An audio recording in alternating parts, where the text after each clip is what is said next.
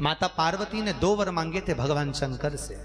पहला वर मांगा था, प्रभु जिस पति पत्नी में विवाद हो उनमें प्रेम बढ़े। आज भी वही संवाद है, जिन पति पत्नी में झगड़ा होता है उनमें आपस में बहुत प्रेम बढ़ता। दूसरा वर माता पार्वती ने भगवान शंकर से कहा था, भोलेनाथ दूसरा वर ये दीजिए कि काशी में जो मरेगा उसको गुरु मंत्र आपको देना पड़ेगा।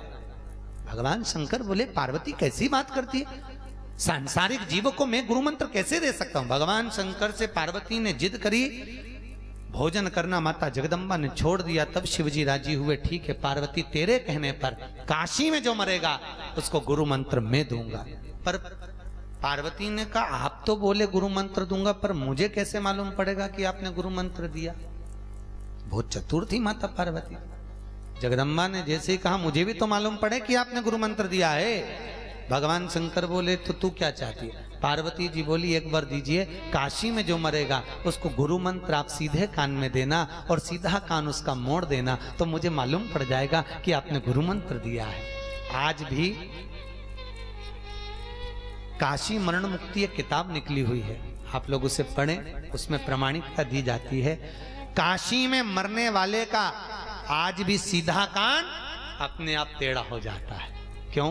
काशी विश्वनाथ उसको गुरु मंत्र प्रदान कर देते हैं स्वयं। इसलिए भारत की भूमि के सबसे ज्यादा अगर मुर्दे कहीं जलते हैं तो कहां जलते हैं? काशी। अभिमुक्त नगरी काशी।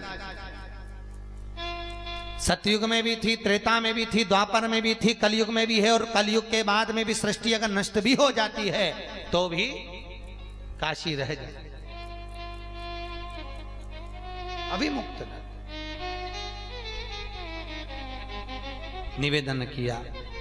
घूमते घूमते चंचुला देवी, गांव के लोग काशी विश्वनाथ का दर्शन करने जा रहे थे, चल दी।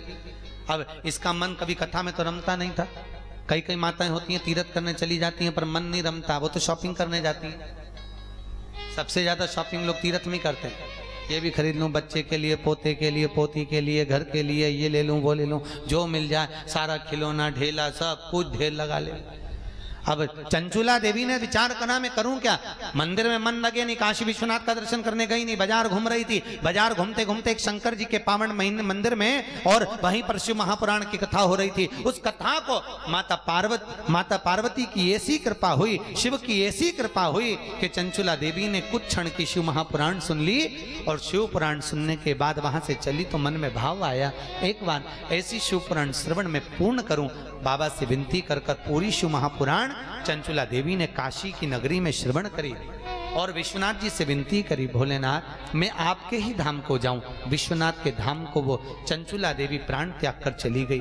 पर चंचुला देवी के मन में एक बात अड़ गई, मेरे पति को मोक्ष नहीं मिला, मेरे पति को मोक्ष मिले कैसे? बिंदुक तो तड़प रहा, उसकी मुक्ति कैसे हो, क्या करा जाए? तो कहा, माता पार्वती से विनती करी, जगदम्बा मां मेरे पति के मोक्ष के लिए कुछ उपाय बता दीजिए। ऐसी प्रार्थना है आपसे, कुछ ऐसा निवेदन करती हूँ माँ, बस ऐसी कृपा कर दो मेरे पति को मोक्ष मिल जाए। तो माता पार्वती बोली, अगर मोक्ष चाहिए तो एक बार शिव महापुराण की कथा श्रवण करो।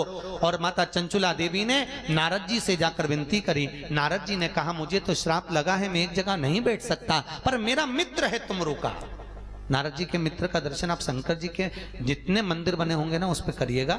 शंकर जी के मंदिर के एक दरवाजे पर नारद जी की मूर्ति देखेंगे आप, दक्षिण साइड में आपको ज्यादा मूर्ति मिलेंगी, और दूसरे दरवाजे पर आप तुमरुका जी, नारद जी जैसी वीणा करताल है और घोड़े का मुंह लगा है, उनको कहते हैं नारद जी के मित्र तुमरुका, शंकर जी के परम पास।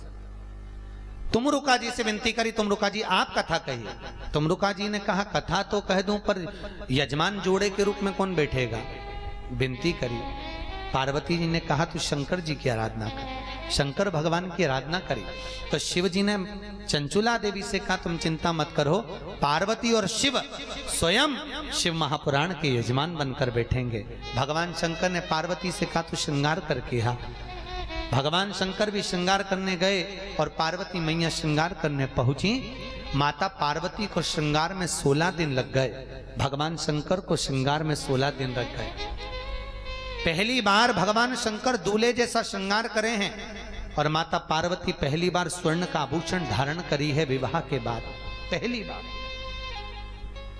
आज भी भगवान शिव और पार्वती जब श्रृंगार करके सामने आए, नारद जी देखकर ये तो गणा जी ईश्वर जी लग रहे हैं और ये गोरा जी लग रही है। भगवान का नाम रख दिया गणा गोर। आपके यहाँ होती कि नहीं होती मालूम नहीं, पर मारवाड़ियों में गणगोर का बड़ा प्रमाण है। ईश्वर जी और गोरा जी। आपसे कोई पूछे कि ये बच्चे पूछते हैं मम्मी ये शंकर जी ऐसा रूप कब बनाए, तो आप कह सकते हो कि जब शिव महापुराण की कथा सुनने गए थे तो पहली बार 16 दिन तक भगवान शंकर श्रृंगार करे थे, इसलिए गंगोर कितने दिन की होती है? 16 दिन की। 16 दिन तक भगवान शंकर ने श्रृंगार किया था। ईश्वर जी बने और माता पार्वती 16 दिन तैयार हुई, 16 श्रृंगार करे गोरा जी बनी है। ईश्वर जी और गोरा जी, माता पार्वती जी ने 16 श्रृंगार करे 16 दिन में, और भगवान शंकर के संस्कारों के नाम से 16 संस्कार हुए। दोनों श्रृंगारित हुए, महापुराण के यजमान बनकर विराजमान हुए और शिव महापुराण कथा सुनने